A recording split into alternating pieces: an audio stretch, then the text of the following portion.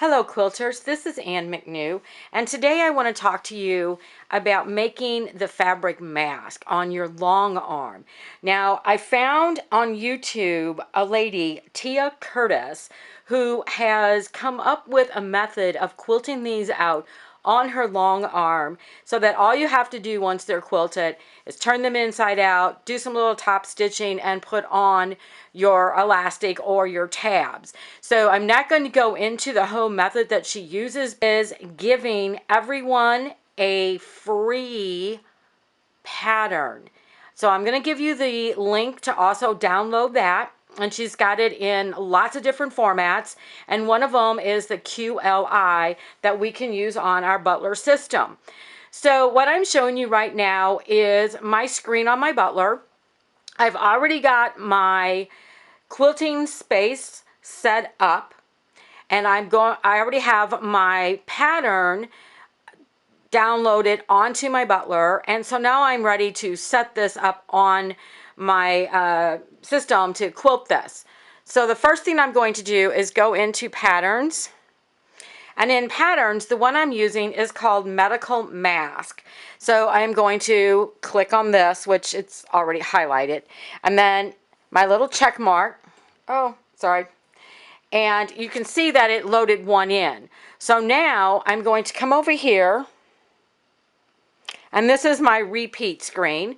And on my repeat, I'm not going to use the autofill. And once I have all these in, I'll show you why. So the first thing I'm going to do is set up how many I want horizontal. And I'm going to pick 4 because this is just regular 40-inch, 42-inch width of fabric. So once I have that set up, I know I can do 4 across, and I'm going to have a little extra fabric, and that's fine. So then I'm going to set up my vertical rows. So when I add a vertical row, you can see that it butted this one right up next to that one. And I don't want that. I've got to have space in here because we're going to be cutting those apart. So I'm going to come down here under vertical, and I'm going to hit the plus. And I'm actually going to take this up to 70 only because I know that that's will fit on this fabric that I've got. And I have to have that extra space in there for cutting them apart. And I think I can get another row in. So I'm going to hit another vertical. And yes, I can. So I can fit 4 across and 3 down. Now I'm ready to stitch this out. Now there's going to be some jump stitches in here, which means that it's going to stitch and then stop, make a few little stitches, and then go to the next place. So you'll have a few threads if you want to cut them off. Otherwise, you can just tuck them in when you are doing your top stitching.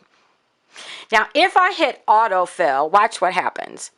It stretches my pattern out bigger than what I wanted. So we don't want to use autofill. We want to keep these the size that they are originally designed. If you have a wide back fabric and you put 2 wide backs in, you could put however many across that you wanted because she already has the space in here that you're going to need to cut them out. However, just remember you have to use this option. So hit that plus to get that distance in there. And you need at least a 1/2 inch. Now I've got 70, so 0.70, so that's 7/10 of an inch, so I am good. So if you have any questions, please leave a comment. Be sure to like and subscribe.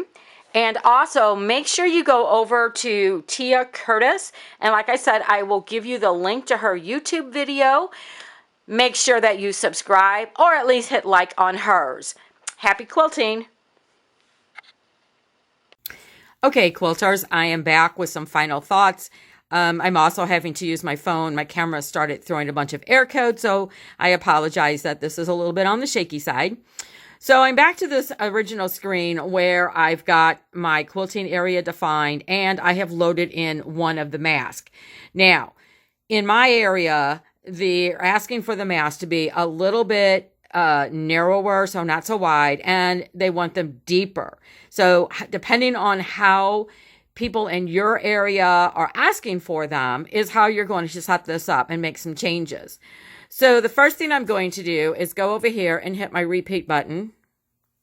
Now, I know that if I keep it at this size, I'm only going to get 4 across. But because they don't want them quite so wide, they want them a little bit narrower, I am going to make some adjustments. So I'm coming in here, and that would be the 4.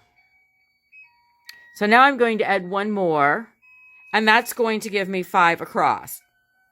So now I'm going to click on this, and I'm just going to scooch this in. Okay, now, I also, on my left-hand side, I'm going to scooch this just a little bit in because at one point I think I was stitching a little bit too close to my selvage, and I've got to have that room that I can cut these apart and sew them into the mask. So anyway, I've got one, and they want it deeper. So right now it is at 1, 2, 3, 4, about 5 inches.